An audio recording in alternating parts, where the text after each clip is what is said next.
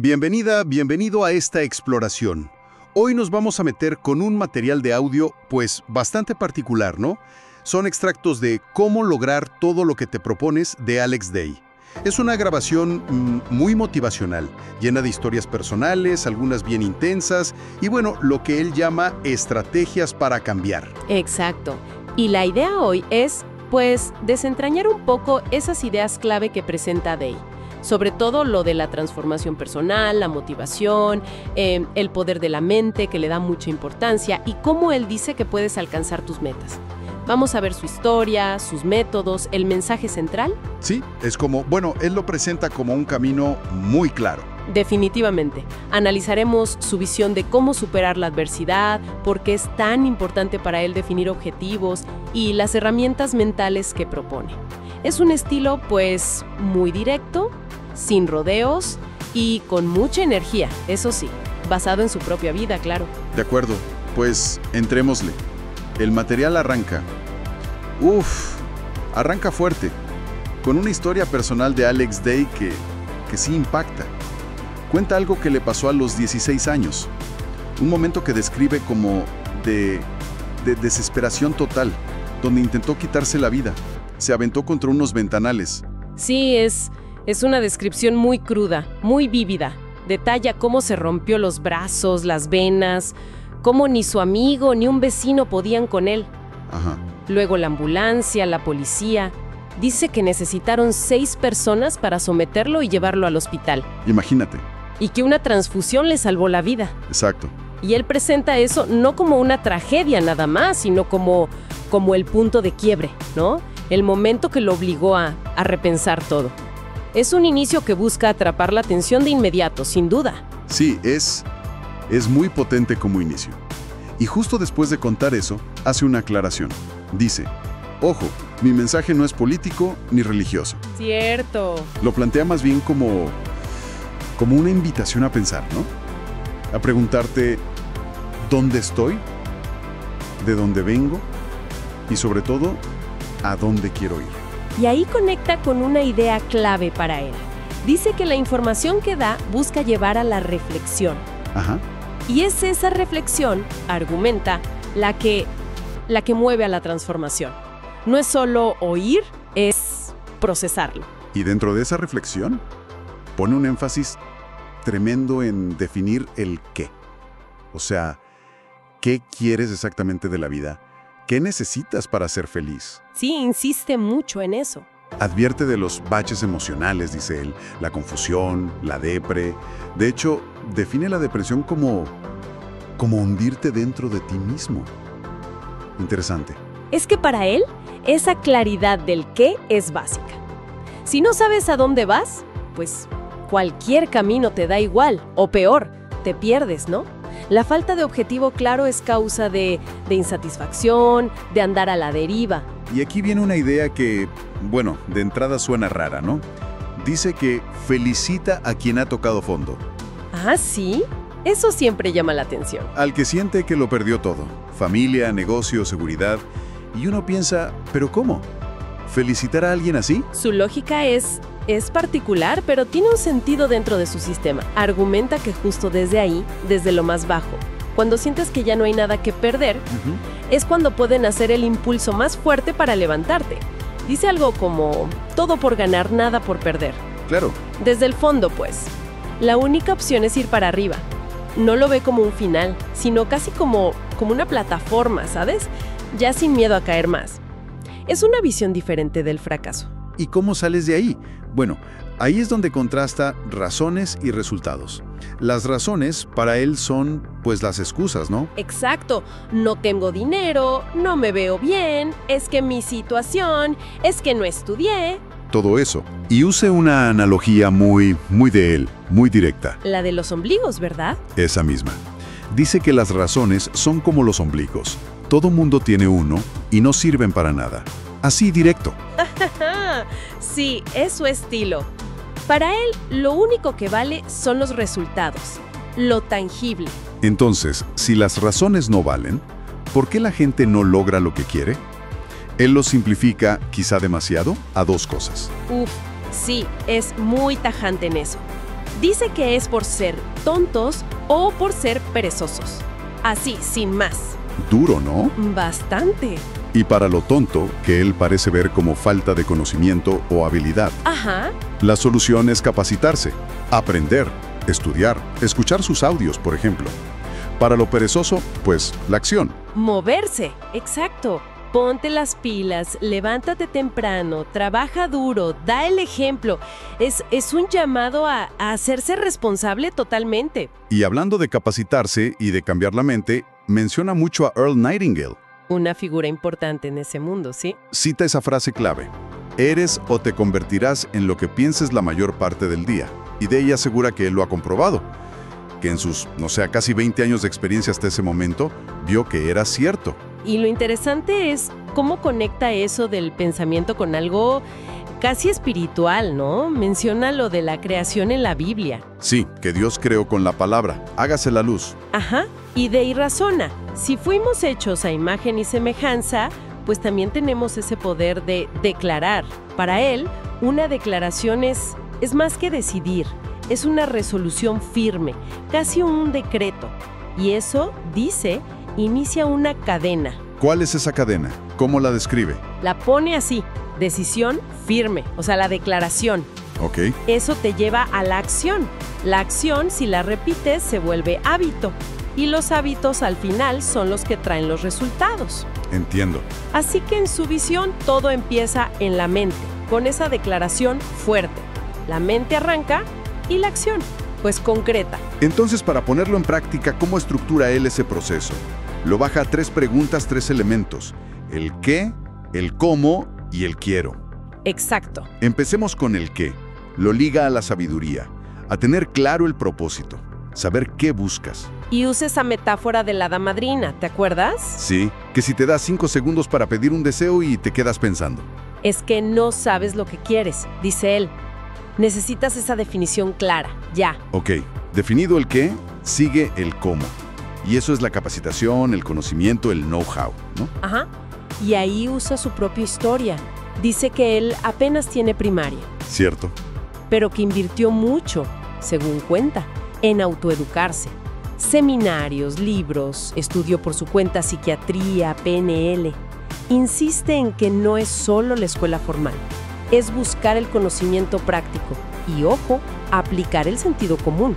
Y el tercer punto, el quiero, que no es un deseo nomás, ¿verdad? No, es la actitud, la pasión, el compromiso emocional.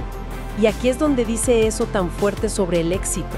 Que es 85% actitud y 15% aptitud. Eso, que el querer de verdad con ganas pesa mucho más que el saber cómo. La actitud es el motor. Sin ese quiero fuerte, lo demás se queda en ideas. Bueno, tenemos qué, cómo y quiero. Pero, ¿dónde empieza todo? Él dice que con un sueño, una meta clara. Sí, y define lograr metas no como llegar a un sitio y ya, sino como una jornada continua, un proceso constante hacia algo valioso y definido. Y para que esos sueños no se queden flotando, propone las 4 Ds. Las 4 Ds, exacto. Es como un marco para que la intención se vuelva realidad. A ver, repasemos. La primera D, definir. Que es saber exactamente con pelos y señales qué quieres. Esa claridad, dice, es la fuente de la motivación. Si no sabes a dónde vas, pues no te mueves, ¿no? Es tu por qué. Segunda D, decisión. Ya hablamos de las declaraciones. Es el compromiso total. Ya no es me gustaría, es lo voy a hacer. Dice que las decisiones alteran nuestro destino, les da un poder enorme. Tercera D, determinación. Suena parecido a decisión. ¿Qué diferencia hay? La determinación es aguantar vara, ¿no? Mantenerte firme cuando se pone difícil. La tenacidad. Usa esas metáforas de quemar los barcos, o sea, no hay vuelta atrás, o eso de para atrás ni para agarrar aire. Es no rendirse. Y la cuarta, que parece clave para él, disciplina. ¿Cómo la define? Muy práctica. Hacer lo que tengas que hacer cuando lo tengas que hacer, tengas ganas o no. Es actuar según tus metas sin importar cómo te sientas. Ejecución constante. Y justo ahí mete una advertencia sobre la soberbia. Sí, dice que la soberbia es saber qué tienes que hacer para mejorar y no hacerlo. como un autosabotaje. Claro. Y para romper eso, esa mediocridad, dice él, necesitas un momento de basta ya. Una decisión radical. Reconoce que cambiar hábitos cuesta, es lento, pero la disciplina es lo que te lleva. Hablando de tener un propósito claro, usa una analogía muy fuerte, aunque se equivoca un poquito en el título del libro. Ah, ¿lo de Viktor Frankl? Sí, se basa en El hombre en busca de sentido, pero él dice la vida sin sentido. Bueno, el punto es la analogía. Exacto. Lo importante es cómo la usa. Describe cómo Frankl vio que algunos prisioneros en los campos nazis cambiaban su comida, que ya era poquísima, por cigarros. ¡Qué fuerte! Y para Del May, eso era una señal de que esa gente ya había perdido el sentido de vivir, las ganas de luchar. Habían renunciado al futuro. ¿Y cómo trae eso al presente, a la vida normal? Hace un paralelo directo. Compara eso con cosas de hoy. Ver horas y horas de tele, sin propósito, dejar todo para después, descuidar tu salud, las adicciones. Entiendo. Para él, todo eso es como cambiar el pan por cigarros, desperdiciar la vida. Su punto es que la vida no es para aguantarla nomás, sino para vivirla feliz, con un porqué. Y frente a eso, da herramientas. Una es la autosugestión. ¿Cómo le explica? La resume en una frase. Habla, camina y condúcete como la persona que tanto quisiera ser hasta que lo seas. Es el famoso actúa como si. Empezar fingiendo para terminar creyendo. ¿Algo así? Algo así. Aunque suene artificial al principio, la idea es que la repetición lo vuelve real para ti. Y también habla de meterle pasión a lo que haces, como parte de esa autosugestión en acción. Y eso lo liga a otra fórmula, la del entusiasmo. Sí. La fórmula del entusiasmo. Plantea una cadenita. Tus resultados dependen de tu comportamiento. Lógico. Tu comportamiento depende de tu estado de ánimo. También. Y tu estado de ánimo, aquí la clave, depende de tus creencias. Así que si quieres cambiar resultados, tienes que ir a la raíz, las creencias que te limitan. Le da un peso enorme a las creencias. Totalmente. Llega a decir que son más poderosas que la realidad. O sea, lo que crees sobre ti y el mundo te define más que los hechos mismos. ¡Wow! Y para cambiar esas creencias, insiste, necesitas información, capacitación, exponerte a ideas nuevas que choquen con las viejas. Y hace una distinción ahí entre ambición, que ve bien como superación, y avaricia, que es querer más pisando a otros. Y también mete la fórmula para el error. Intenta, falla, piensa y vuelve a intentar. El fracaso es parte del show, no el final. Otra cosa muy práctica que recalca. Tener un plan escrito. No basta con pensarlo. Fundamental para él. Sugiere hacerlo temprano, en silencio, hasta cita a Pitágoras sobre eso, y escribir qué quieres ser, hacer y tener. Ponerlo en papel lo hace más real, más concreto. ¿Y da alguna técnica para escribirlo? Menciona escribirlo 21 días seguidos. Dice que eso ayuda a ver si de verdad es tu pasión o un capricho, y a que se te grabe. Incluso comenta que él daba un formato, un plano de la vida, para planear metas a corto, mediano y largo plazo. La planeación escrita es clave en su método. Ya casi al final, habla de ser extraordinario y sin límites. ¿Qué es ser extraordinario para él? Muy simple. Hacer ese extra, que el ordinario no hace. Seguirle un poco más cuando estás cansado, levantarte más temprano, ponerle más pasión a lo que haces. Ir más allá del mínimo. ¿Y ser sin límites? Es quitarte tus propias barreras. Complejos, miedos, dudas. Es poder actuar sobre tus ideas sin que te paralice el pensarle demasiado o el miedo a fallar. Es un llamado a atreverse, básicamente. Y el cierre del material tiene un llamado a la acción muy específico, ¿no? Dirigido a un grupo. Sí, es un llamado directo a compartir su mensaje para, dice él, cambiar la mentalidad de nuestra gente hispana. Pone énfasis en ser muchos, sí, pero muy bien capacitados. ¿Y cómo se conecta eso con todo lo demás? Pues parece que su visión es que la educación, la capacitación, habla de universidad, de leyes, son la clave para que la comunidad hispana gane influencia, se defienda, evite abusos. Es como aplicar su mensaje central de autorresponsabilidad y acción, pero a nivel colectivo. El cambio es posible, dice, con la información y la decisión correctas. Y con eso creo que cubrimos las ideas principales de Alex DeY en estos extractos, ¿no? Un mensaje muy enfocado en que tú eres responsable, en el poder de tu mente y en la acción disciplinada.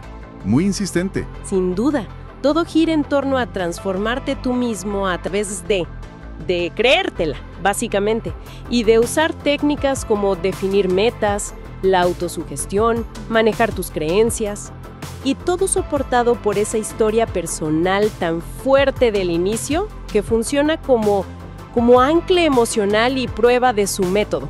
Nos deja pensando entonces, más allá de las técnicas que él da, ¿cuál podría ser esa creencia raíz, quizá, una que ni vemos, que está definiendo cómo nos sentimos y actuamos hoy? Exacto. ¿Cuál es esa creencia que nos está moldeando sin darnos cuenta? Y, siguiendo su lógica, ¿qué declaración personal, qué decisión tendríamos que tomar para empezar a cambiarla? Es una buena pregunta para llevarnos.